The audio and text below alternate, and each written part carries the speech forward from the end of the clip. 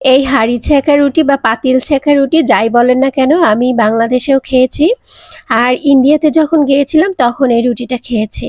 খুব বেশি ভালো লেগেছে। তো আজকে আমি এটা বাসায় তৈরি করব, তাই ভাবলাম আপনাদের সাথে শেয়ার করছি। আর এটা বিফ দিয়ে খেতে কিন্তু খুবই ভালো লাগে। আর চিকেন দিয়েও খাওয়া যায়। তারপর যে আমরা চটপটি ডালটা রান্না করি সেটা দিয়েও এই রুটিটা খেতে বেশ ভালো লাগে। তো কিভাবে আজকে এই রুটিটা তৈরি করেছি আর কি কি টিপস অ্যান্ড ট্রিক্স ফলো করেছি সেটাই আপনাদের সাথে আজকে শেয়ার করতে চলে আসলাম। আশা করছি রেসিপিটি আপনাদের কাছে বেশ ভালো লাগবে, কারণ আমি একটু চেষ্টা করেছি ভালোভাবে উপস্থাপন করার জন্য, যাতে আপনারা খুব ভালোভাবে বুঝতে পারেন। আর এই রুটিটা যারা যারা এখনো তৈরি করেননি, তো কিভাবে তৈরি করবেন সেটাই দেখে নিন। এই পর্যায়ে আমি এখানে 2 কাপ পরিমাণ ময়দা নিয়ে নিচ্ছি। আপনারা কিন্তু আটা দিয়েও এটা তৈরি করতে পারবেন। আমি ময়দা ছিল তো ময়দা দিয়েই তৈরি করে নিচ্ছি। আর ময়দার রেজাল্টটা একটু ভালো পাওয়া যায়, একটু সফট বেশি হয়। তো এই পর্যায়ে আমি দিয়ে দিচ্ছি লবণ আর দিয়ে দিচ্ছি 2 টেবিল চামচ তেল। এই রুটিটায় না একটু তেল বেশি দিতে হয়, তাহলে রুটিটা অনেক সফট হয়, খেতে কিন্তু খুব ভালো লাগে। তেলটা আটার সাথে আগে এভাবে বা ময়দার সাথে এভাবে হাত দিয়ে ঘষে ঘষে একটু মেখে নিতে হবে, তাহলে খেতে খুব ভালো লাগবে। তো এ পর্যায়ে আমি এখানে কুসুম গরম পানি দিয়ে মানে আস্তে আস্তে পানি দিয়ে একটা ডো তৈরি করে নিব। আর অবশ্যই মনে রাখতে হবে কুসুম গরম পানি দিতে হবে, তাহলে কিন্তু রুটিটা অনেক বেশি সফট হবে। আমরা যখন মানে সমোসার শীট তৈরি করি তখন কিন্তু আমরা নর্মাল পানি দিই। প্রসেসটা একই থাকবে, শুধু এখানে আপনারা গরম পানিটা দিবেন, মানে বেশি গরম পানি না, উষ্ণ যে গরম পানিটা থাকে সেটা। তো এই পর্যায়ে সফট একটা ডো তৈরি করে নিয়েছি আর একটু তেল মেখে এটাকে 1 ঘন্টার জন্য রেস্টে রেখে দিচ্ছি। তো 1 ঘন্টা পর চলে আসলাম। এখন এটাকে 2-3 মিনিটের জন্য আমি একটু ভালো করে মথে নিব।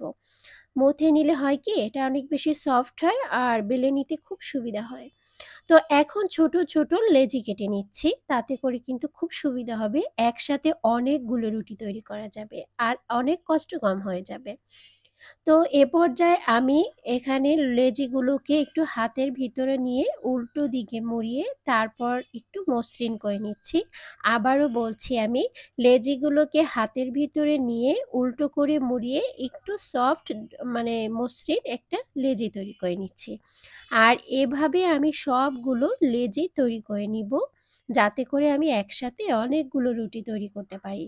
তো এই পর্যায়ে লেচিগুলো তৈরি হয়ে গিয়েছে, এখন আমি রুটি তৈরি করে নিচ্ছি। আর রুটি তৈরি করার জন্য এখানে ময়দা আর কর্নফ্লাওয়ার মিশিয়ে একটা মিশ্রণ করেছি, সেটাকে উপর দিকে ছিটিয়ে ছিটিয়ে তারপর ছোট ছোট এভাবে আমি রুটি তৈরি করে নিচ্ছি। আমি এক এক করে সব রুটিগুলো এভাবেই তৈরি করেছি। এখন উপর থেকে কর্নফ্লাওয়ার আর ময়দার গুঁড়োগুলো ছিটিয়ে ছিটিয়ে একটার উপর আর একটা রুটি দিয়ে দিতে হবে। আবারও বলছি, এগুলো কিন্তু কর্নফ্লাওয়ার আর ময়দা দিয়ে এই মিশ্রণটা তৈরি করে একদম বেশি বেশি দিতে হবে, যাতে রুটিগুলো ভালোভাবে ছাড়ানো যায়। অল্প দিলে কিন্তু রুটিগুলো ছাড়ানো কষ্ট হয়ে যাবে, পরে ছাড়ানো যাবে না, একটার সাথে আর একটা লেগে যাবে। এখন সবগুলো একত্রে করে বড় একটা রুটি আমি তৈরি করে নিব। এক একসাথে মানে কতগুলো রুটি দেখেছেন তো, আমি একসাথে অনেকগুলো রুটি তৈরি করে নিচ্ছি। একদম ঝটপট ঝামেলা মানে ছাড়া যাতে তৈরি করা যায় সেভাবেই দেখানোর চেষ্টা করছি। আশা করছি আপনাদের কাছে বেশ ভালো লাগবে। আর এই রুটিটা খেতেও কিন্তু বেশ মজা। তো হাতের সাহায্যে একটু চেপে চেপে তারপর রুটিটা বেলতে হবে, বেশি তাড়াহুড়ো করা যাবে না। এখন আমি ছাড়িয়ে নিচ্ছি। এই যে দেখতেই পাচ্ছেন কতটা সহজভাবে উঠে গিয়েছে। তো আপনাদের সুবিধার্থে আমি আরও একটা রুটি ছাড়িয়ে দেখাচ্ছি। আর পাশের যে সাইডটা সেটা হাত দিয়ে এরকম আস্তে আস্তে ছাড়িয়ে নেবেন। আর দেখেন রুটিটা খোলার সময় একটু সাবধানতা অবলম্বন করতে হবে, কারণ রুটিটা কিন্তু অনেক পাতলা হয়, একদম কাগজের মতো পাতলা হয়। আমরা সমোসার শীট যে তৈরি করি সেরকমই একদম। তো সেটা হয় ঠান্ডা পানি দিয়ে আর এটা হচ্ছে কুসুম গরম পানি দিয়ে। এই যে দেখতেই পাচ্ছেন এটা কিন্তু একদম খোলা হয়ে গেছে। তো এক এক করে সবগুলো রুটি আমি এভাবেই খুলে নিয়েছি আর এখন যাচ্ছি চুলায় ভাজার জন্য। একটা পাতিল দিয়ে দিচ্ছি আর এটাকে গরম করে দিচ্ছি। পাতিলটা উল্টো দিকে করে দিতে হবে, যেহেতু এটাকে পাতিলের পিছন সাইড থেকে ভাজা হয়। তো আবার রুটিটা দিলেই কিন্তু সাথে সাথে রুটিটা ফুলে উঠবে আর হয়ে যাবে, কারণ এটা এতটা পাতলা হয়ে গেল। তো আর একটা রুটি আমি ভেজে দেখাচ্ছি আপনাদের সুবিধার্থে। আর রুটিগুলো অনেক পাতলা হয় আর একটু বড় বড় সাইজেরই হয়। তো আমি একটু ভেজে নিচ্ছি, প্রথমটা একটু তাড়াহুড়ো করে ভেজেছি, এখন আপনাদের সুবিধার্থে বোঝার সুবিধার্থে এটা কিন্তু একটু আস্তে আস্তে ভেজে নিচ্ছি। আর চুলার আঁচটা অনেক বেশি বাড়াতে যাবেন না, তাহলে রুটিগুলো নষ্ট হয়ে যাবে। মিডিয়াম আঁচে রুটিগুলো ভেজে নিলে হবে।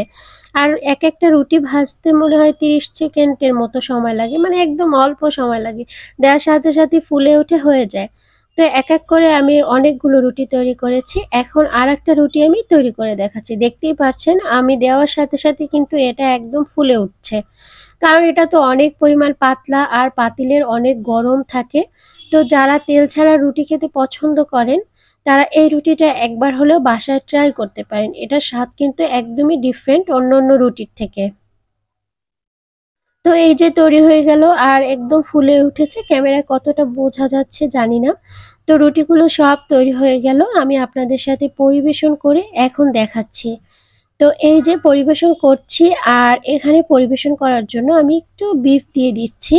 বিফ ভুনা আমার বাসায় ছিল, তো এটা দিয়েই সকালের নাস্তাটা যেহেতু করেছিলাম, তো আপনাদের সাথে শেয়ার করলাম। কেমন লেগেছে আজকের রেসিপি অবশ্যই কমেন্ট সেকশনে জানাবেন। ভালো লাগলে লাইক শেয়ার কমেন্ট করে পাশে থাকবেন। আজ এই পর্যন্তই, আল্লাহ হাফেজ।